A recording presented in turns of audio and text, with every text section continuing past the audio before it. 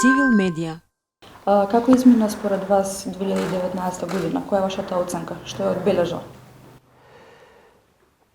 Па генерално не ги исполни очекувањата за валоризација на оно што се постигна во 2018, односно посреферендумските случувања и тие договори од Преспа и Илинденскиот договор со Бугарија и очекувањата кои ги имавме во поглед прецена европската интеграција.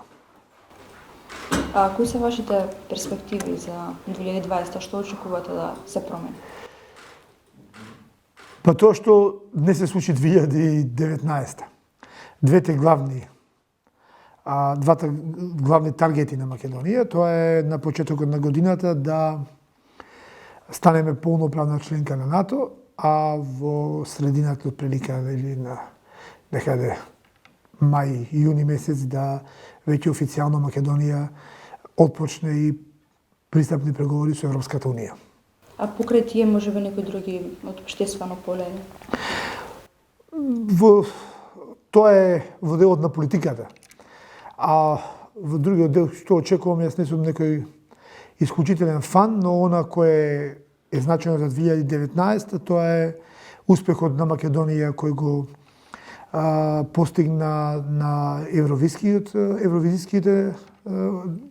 на Евровизија со тоа што бевме учесници на младинската, детскиот Евросонг, каде што Мила постигна голем резултат, Тамара исто така, македонската филмска продукција и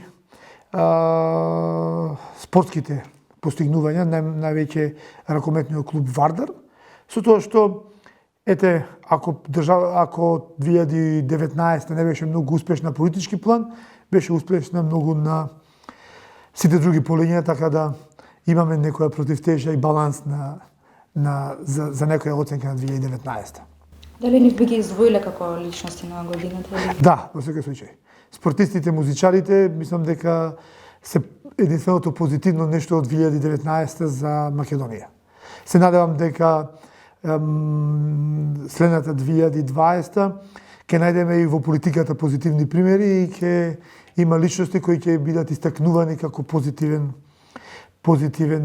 пример и во тој дел, со тоа што јас очекувам она кој јас го работам, а тоа е промоцијата на новата иновативна политичка платформа, македонски концепт, да ја покаже својата целосна суштина и да увиди своето светло на денот во 2020 година. Цивил медија.